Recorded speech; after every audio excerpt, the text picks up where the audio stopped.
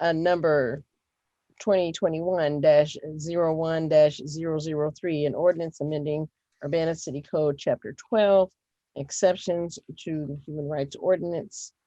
And we have an executive to bring that. Taking that, and I would like to ask, Jason has a slide deck that he's going to put up for me, and I'd also ask him to upgrade Pete Resnick to a panelist. So Pete Resnick and I will be presenting this item together. Pete is the vice chair of the Human Relations Commission. He and I have been working together on this, and we don't have precisely the exact same information to propose, given that there was a slightly different resolution that went to the HRC, but he'll explain that as we go through the slide deck. But I do appreciate his efforts, and also that he waited very patiently to the end to join me to do this. So thank you, Pete. I got work done during the meeting, so.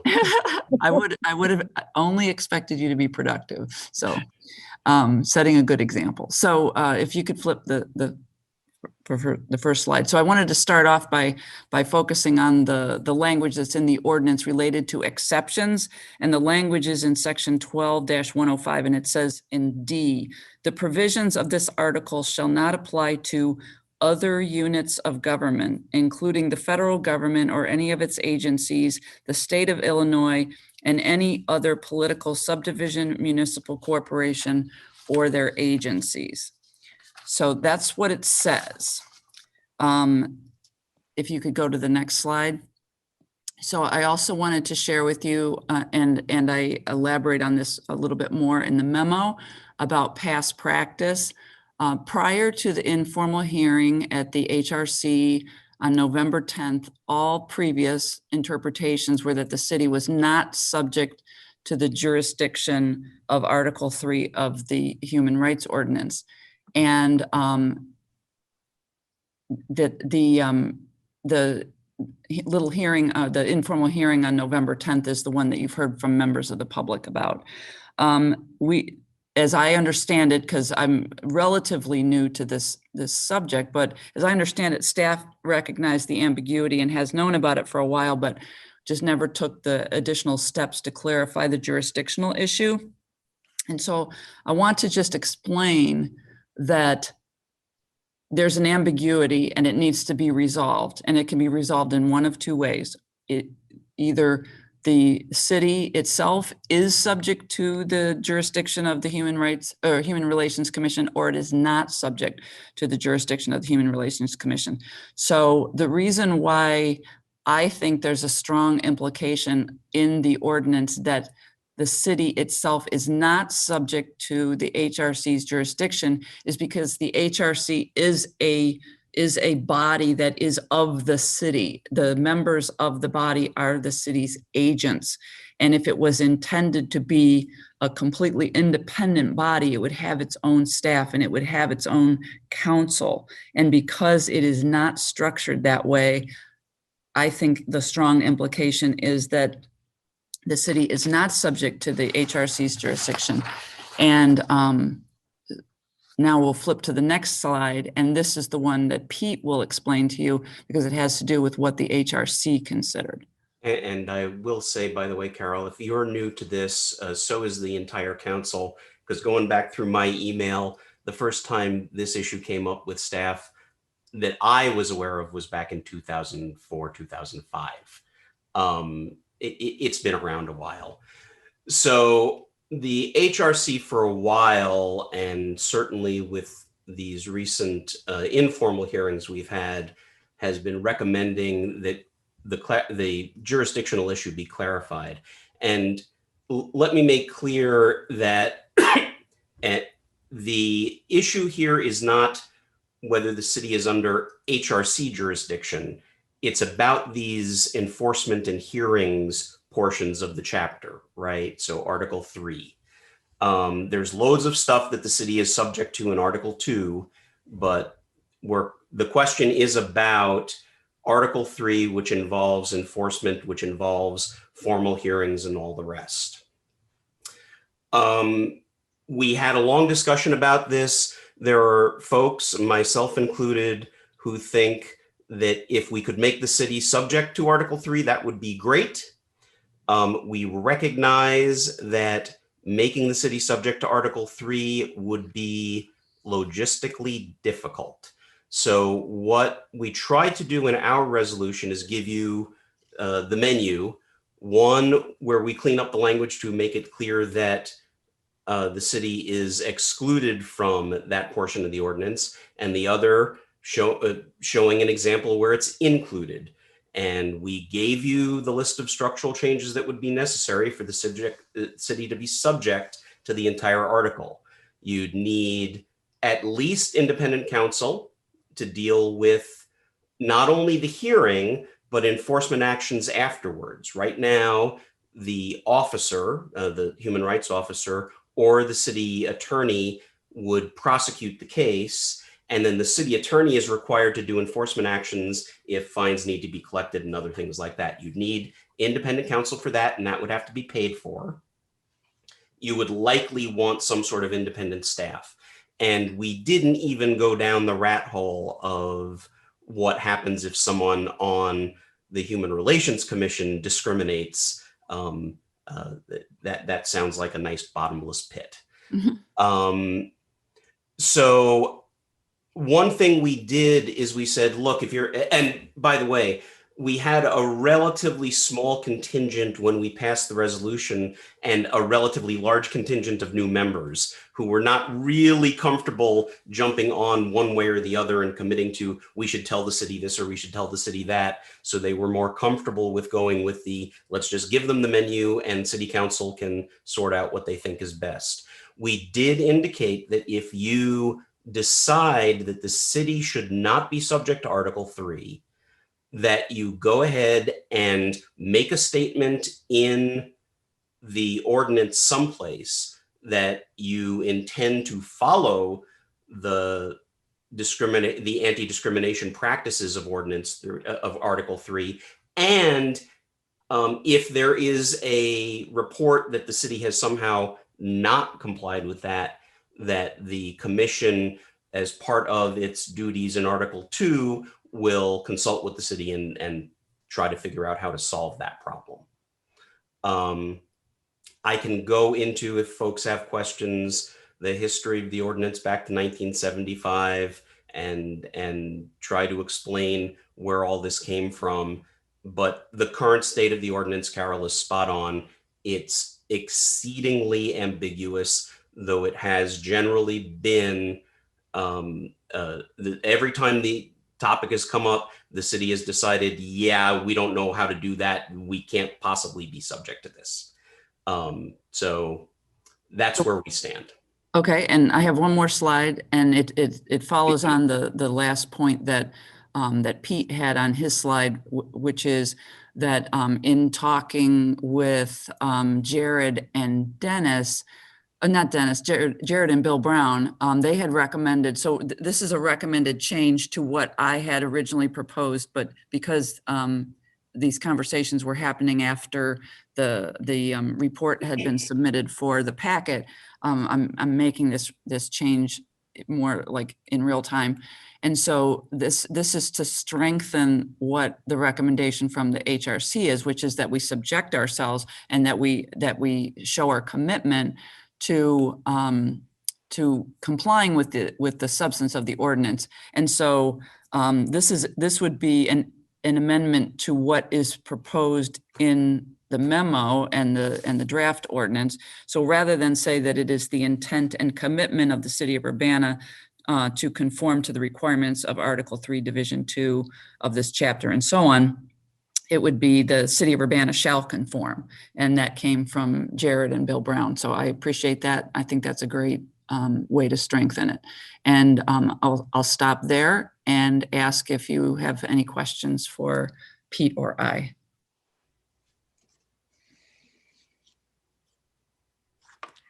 You're muted, Charisse. Yeah, Jared.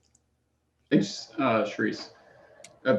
Pete, so I'm a little confused. So did HRC pass a resolution that offered 2 solutions to the problem? Yep. Okay. We basically said, you need to fix this in one of these 2 ways. So we resolve that you fix this, please. But we did not come up with a direct recommendation to fix it one way or the other. Are you aware that we were only presented with one of those options? Yes. So Okay. I understand that staff so were you all not, you all haven't seen the resolution that we passed because our minutes haven't come out yet. It was not included with our package. So that's why I'm. If you like, I can quickly go over the highlights of if you really want to be included, part of our resolution, or I could email you out the resolution immediately if you want. Well, I mean, it might just be a question of where we're going here, because I don't necessarily have an interest in spending a ton of time discussing this when we haven't even seen the HRC's resolution on this. That clearly, you've made it clear we were given 2 options, and we're only being told we have 1 option by staff to consider. So, you know, I don't even see what the point of debating this is tonight, because that's a pretty important piece of consideration for me personally. Carol? Well, I mean, you clearly have 2 options. We're recommending one of them, and we're recommending it because the alternative would be to as I said, have a, in order to effectuate having the city subject to these processes of the HRC, you have to have a completely independent HRC, and you do not. So given the existing circumstances, in my mind, there's only really one option. Jared? So, I mean, my only response, Carol, is that, you know, I guess you know, when we were talking about this over the weekend, it hadn't even crossed my mind that the HRC had proposed the alternative option, the resolution, or we would have been having a completely different conversation.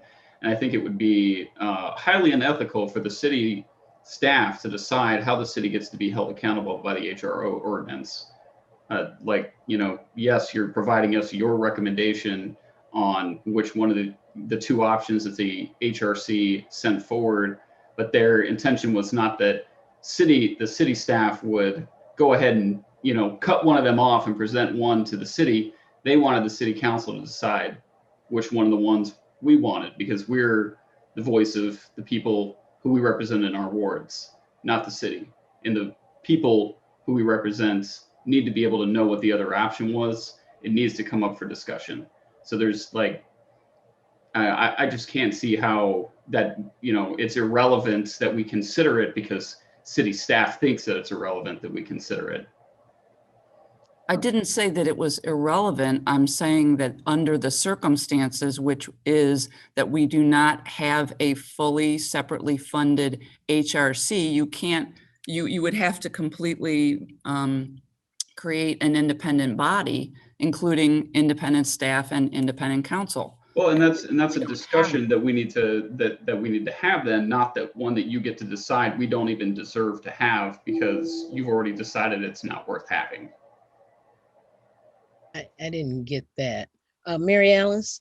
So from what I can see, or from what I can understand, the second possible ordinance would require the city to establish an independent group, a fully independent group with independent staff and independent counsel. And while I don't know how feasible that is, I would like to actually see what that proposal would look like.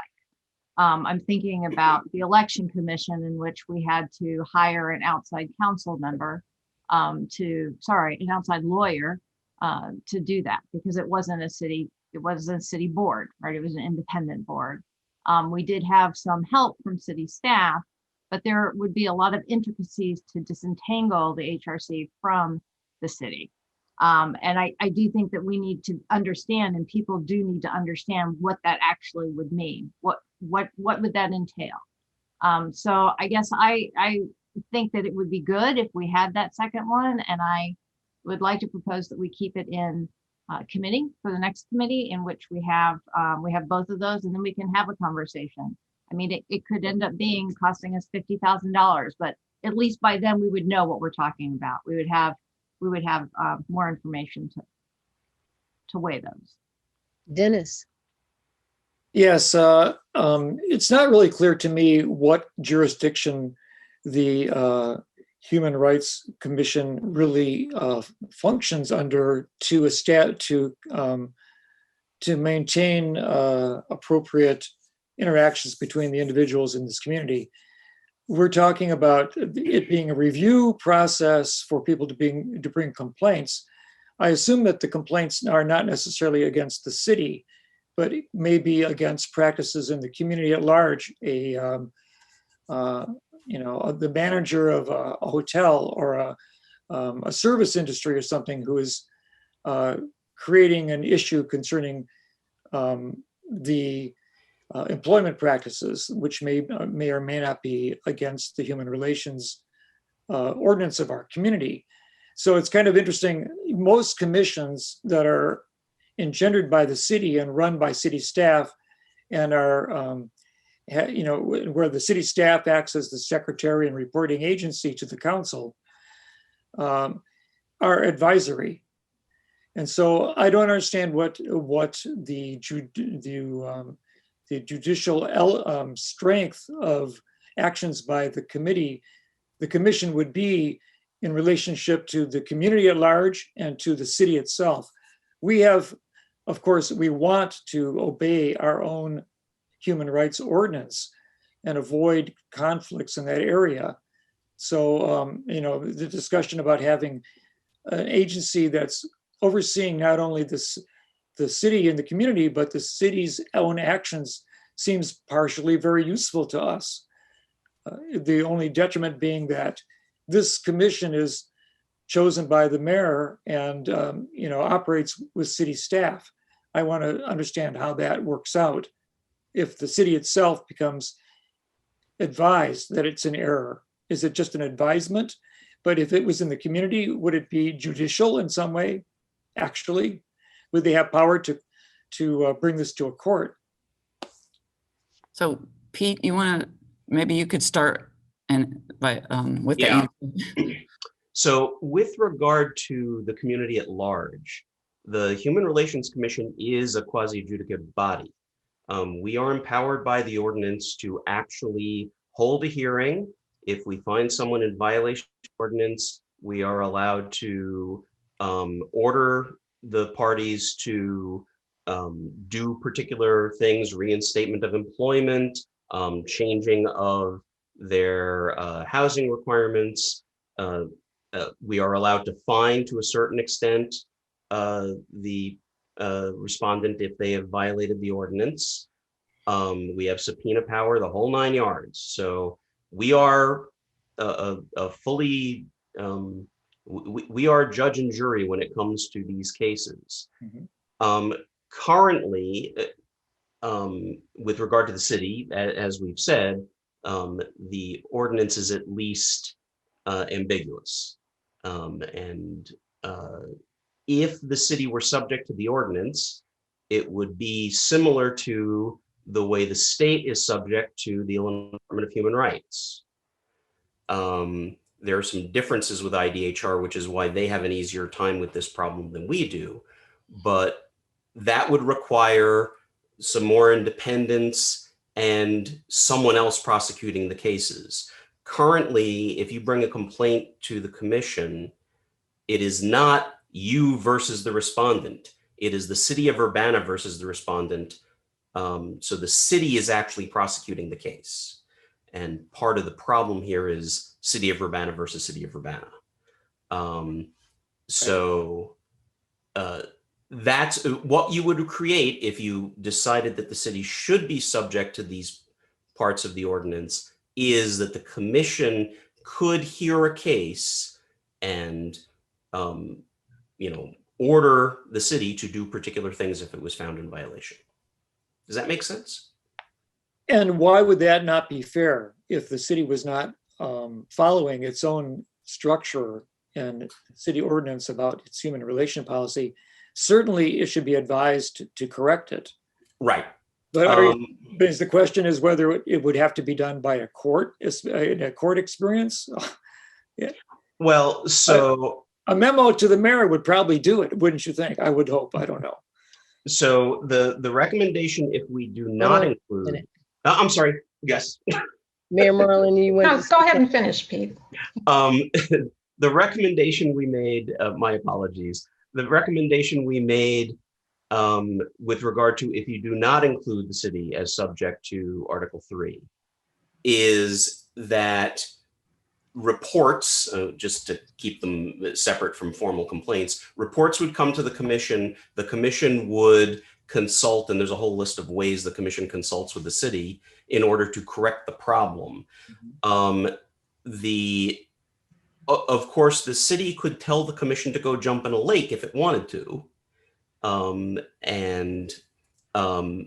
There wouldn't be any further recourse, except if you had an independent counsel. The independent counsel could then bring enforcement action in court. That would require the whole, they are subject to it. Okay, Mayor Marlin. Which is why the section 12, the language that says the city of Urbana shall conform to the requirements of Article 3 and so on, clearly and clarifies the fact that the city is subject and will follow this ordinance. And it should clear up the ambiguity that we've been experiencing, I think, for 20 years related to this ordinance. This is not the first time it's come up, but no one's ever wanted to deal with it before. And we have to get this straightened out. The idea of a separate board, a separate commission, the electoral board, using the electoral board as an example is it's not going to work at this time. In fact, it won't work at all. We have got to have a simple, straightforward way through this. And I think the language that was added here is the best way to go. Okay, Mary Alice, then Bill, then Jared, then Eric. So one of the things that I brought up with Carol when we were talking about this was, what is the recourse? So let's go down the road of, we say that the city is not subjected to Article 3 within this, but we also say that we shall adhere to the rules of the overall intent of the ordinance. Well, somebody could say, well, I don't think that the city is doing that, and I don't have any recourse because you're exempted from Article 3. And Carol, you had mentioned that a lot of stuff that's covered in our human ordinance is also covered by the state, but not everything, but a lot of things. And so the recourse in that part would be to go to the state. If the action isn't working, so this is what I'm just kind of proposing. The action of somebody brings a complaint and feels that the city is not in compliance, the Human Relations Commission goes and works with the mayor and tries to figure out a way that the city can make it work, and they correct it. The opposite is that the mayor says, no, I'm not going to correct it. You still have another recourse to go to the state, because unless it's one or two of the things that we cover that the state doesn't cover, but the vast majority of the stuff that is covered can be adjudicated at the state level. And that was my understanding, Carol, when you and I spoke. That's what I think. I think that's accurate, and Pete can confirm that. Yeah, there are several categories of things that the state doesn't cover. But the state, if you wanted to bring a complaint against the city, you could immediately go to IDHR. The only trick with IDHR, and it's part of why IDHR is able to pull this off, is my understanding is you bring the complaint to IDHR, they will get all the way through to the point of certifying the complaint. But once this complaint is certified, it is not the state of Illinois versus the city of Urbana. It is whoever you are bringing the complaint versus the city of Urbana, and you are responsible for your own legal fees if you want to do that, which is one of the nice things about our ordinance, is that it is the city of Urbana versus the respondent. It is not you personally. But that is a path of recourse. It is absolutely true. Okay, Bill Brown. Yeah, I appreciate the change to make it clear that the city is subject to the anti-discrimination part of the human rights ordinance. I think that same kind of attention to the granularity of these changes could improve it a lot. Like the provision of this article should not apply to, you want to strike other units of government. That's talking about the whole article. So I think if you want to have that in there, we need to specify, maybe break out the city and units of government and say that the provisions of, what is it, Article 3, Division 1, 2, 3 will apply to the city, but not, what is it, Division 4 or something. But really, it's the public hearing part, right? That's the problem. Everything else in your procedures, Pete, could apply to any complaints against the city until you get to the public hearing. I mean, you could go through the process and have informal conciliation, right? The problem with the problem with everything past the complaint process, not just the hearing, is that the actor responsible for the complaint process is the human rights officer, our currently empty role.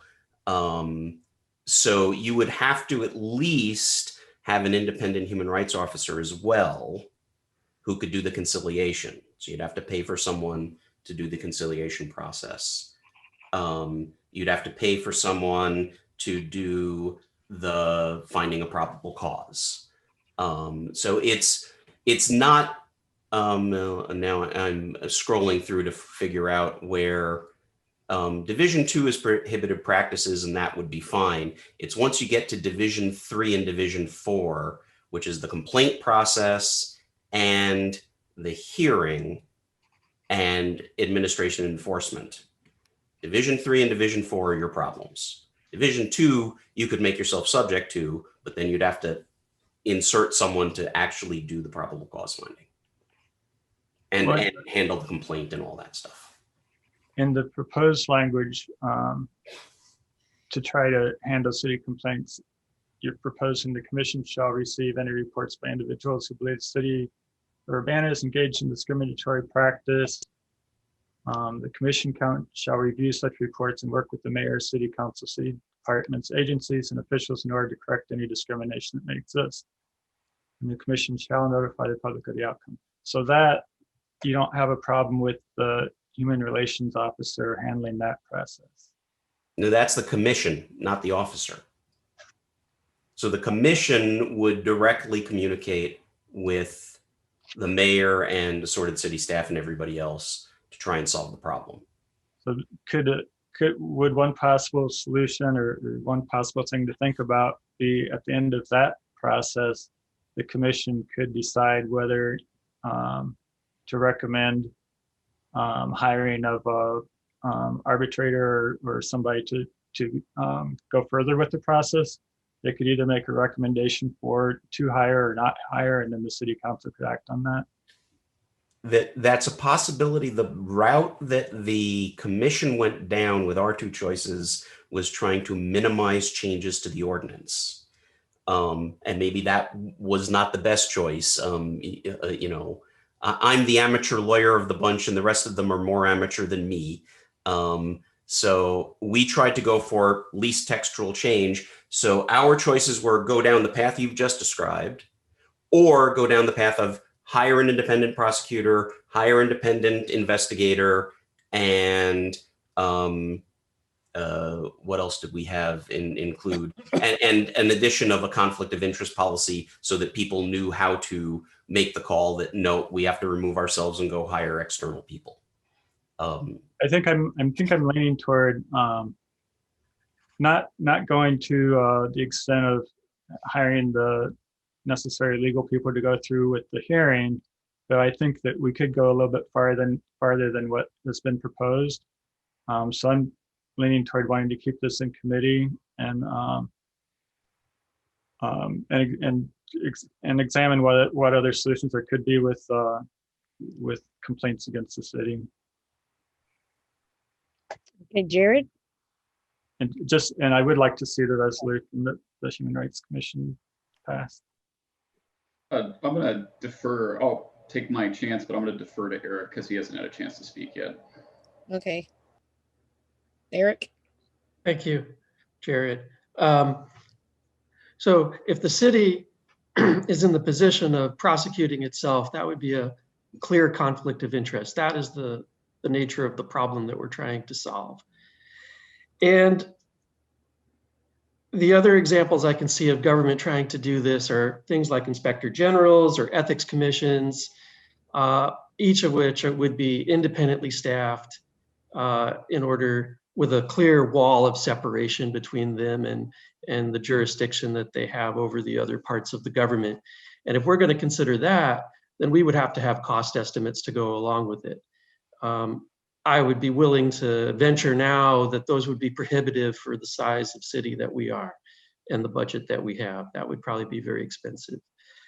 If we went the other route and outsourced it, we'd need to have clarity that if someone, so the idea of having a commission make a recommendation, try to work things out with the city is a nice first thing, right? We can try to help negotiate a solution between one part of the city and the other. But at the end of the day, it's still the city trying to regulate itself, supposedly on behalf of someone who disagrees with the city, right? So it's still a conflict of interest in a way. We can try it, but that can't be the end solution, right?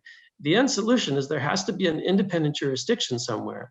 And so I'd like to know with clarity that if the city says we've solved this and the commission says sure, because whatever, the person who disagreed would have remedy in the courts for the city's part of the ordinance that is specific to the city, right? Obviously, they have remedy for the state, things that are covered by the state level. So that is a clarification that I think we would need, and we would need to make clear, right? That there is some remedy. It's not like we're not giving us a get out of jail free card, right? They can't make a situation where there's no recourse for someone who feels they've been discriminated against. We could go down the route of an arbitrator, but again, who's paying the arbitrator? There's still this issue of it's not necessarily clear that the arbitrator is free to be on the complainant's side. So that would, I think in the end, it has to get back to an independent jurisdiction if we don't create this separate bureaucracy that has a big wall. Mary Alice, she came after Eric. No, I'm fine. Okay, Jared? Oh, I just want to also make it clear, Eric, or not, I'm sorry, Pete, we would not be here having this conversation right now if we weren't currently trying to resolve this exact problem where the HRC has said that the city is doing something it finds in violation of the HRO ordinance, and the city said, we're not going to change what the HRC found was wrong with what we were doing. So right? let me correct that, because no, that's not what we found. You have to remember that what the order of things that happened, and preface this by saying, we tried real hard to work out a resolution that was completely independent of the current case that is going on with the commission and the current complainant and respondents. This needed to be solved and has been needed to be solved in other cases for a long time. But what happened in the most recent case was that there was a finding of no jurisdiction and no probable cause. And when that happens, a complainant is allowed, so the commission has not even been part of it up to that point. When the officer, and in this case, it was assigned to the city attorney, when the officer makes a finding of no jurisdiction or no probable cause, the complainant can bring an appeal to the commission, at which point the commission assigns one of their own and two independent citizens to hear only on the questions of jurisdiction and probable cause. That hearing panel found in the most recent case that there was jurisdiction and there was probable cause. So the commission has not heard the case yet. The commission has not decided that there was or was not discrimination. All that's happened is that the panel found that there was probable cause to go forward with an investigation, which would be the next step, and that there was jurisdiction. And the jurisdiction question is the thing that this is addressing. So there was an appeal and a panel that found jurisdiction. The appeal panel found jurisdiction and found that there was probable cause for an investigation to move forward. Right. Okay. So it wasn't the HRC itself. It was the appeal panel. It was that, and the other correction was that even the appeal panel did not find that there was discrimination. They found that there was probable cause to have a hearing. Right. And that's where that process is stuck right now. Yeah, and that process has a couple of things going on. Yeah. So, correct. I would like to get your perspective really quick because I did research into this, and from what I understand is that both the Urbana Human Rights Ordinance and I forget what the name of the ordinance is that the Cook County Commissioners passed some years back, which actually cites our ordinance and their ordinance are the two most, liberal of all the ordinances in the state. They're actually more, they have stronger restrictions than even the state law does. Is that also your impression? I don't know the Cook County one, but yeah, we have one of the most wide-ranging classes of discrimination and approaches to the whole thing that I've seen in any ordinance. So I want people to understand that it would be a misrepresentation to say that a citizen has an avenue to seek reciprocity of whatever that they see has gone wrong through the state, because the state does not uphold itself to a standard that the city of Urbana has said that it does. So that's a misrepresentation of saying that citizens have recourse to go to the state to get the city to comply with its own ordinance, because our ordinance is more strict than state law is. So I want people to understand that that's clear, and that's why we're having this discussion. And I'm not advocating one way or the other at this point. I feel a certain way about it, but we need to have a discussion about what we need to do. And I'm just upset that it was not presented to us as options. It was, here's what the city thinks we need to do. We're not even really going to get into the other part of what came out of the HRC. And yeah, I'm upset about that. But I think that if there's consensus, I'm going to go ahead and make a motion that we keep this in committee, because we need to find out what was recommended and have further discussion about this. That's a motion. Bill Colebrook, well, we're not finished discussing, apparently. I just wanted to kind of echo what Eric had said earlier is option 2, we'll call it option 2, sounds really expensive. I don't know that the city has the money to fund that. I don't know if the city should be funding that if it's going to be an independent body. I want to hear where the funds come from. I want to know how the walls are constructed. I want to know, how this complete separate entity would be built. We hear week in, week out of how we're having a hard time getting volunteers for basically, for different commissions and panels. So yet this is another body that we're going to need, people to sit on. And I don't know that the city of Urbana is of the sufficient size to be able to do that. So I would like to see, kind of a comprehensive look at what the solutions are. I'm a little bit ambivalent, I guess, to what you were saying, Jared, about how this was presented to us, because going back to the slide, and I can't remember what the text said completely, but basically it said that if you're a municipal government, you're exempt, and we're a municipal government. So I'm having a hard time figuring out why we're even having the discussion, because it says right then and there that municipal governments are exempt. And so to me, with the way that rule is written, there is only one option right now, because there is no framework for option 2. Dennis, Yeah, I think that the text of that you're referring to, Will, is said that no other government, and I think they were talking about federal government or state government, but not municipal. no, it said, I'm sorry. It says the political boundaries within the political divisions within the state. The political divisions within the state. So it's not federal, it's state. Okay. All right.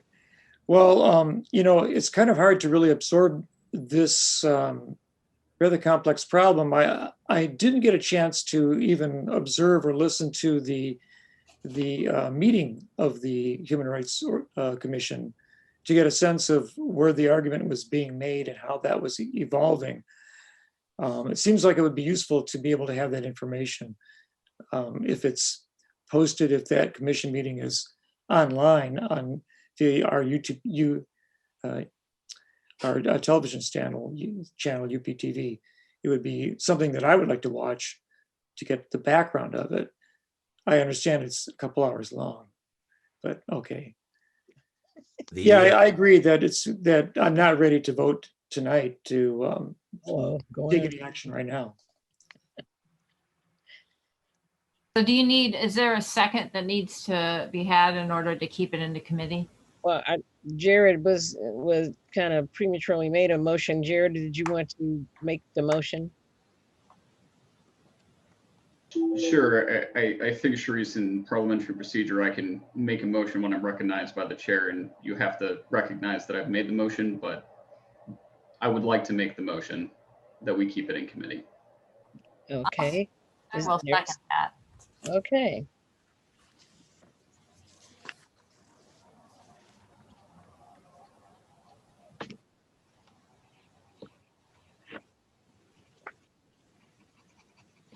I would have gone around with the motion, Jared, but other people had their hands up. So sorry.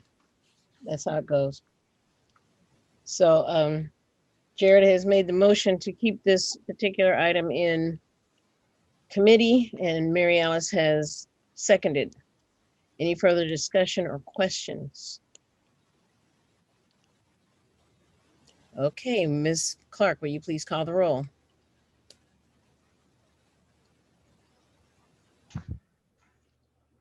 Ms. Wu, Yes. Mr. Sachs, Yes. Ms. Hersey, Yes. Mr. Brown, Yes. Mr. Roberts, Yes. Mr. Colebrook, Yes. Mr. Miller. Yes. Okay, this particular resolution it's been decided that it would stay in committee for further discussion and further information. Is what I've gathered from this. With no further business before the committee of the whole, I consider this meeting adjourned. Night, everyone. Good Thank night, you. everyone. Thank you very much. Night.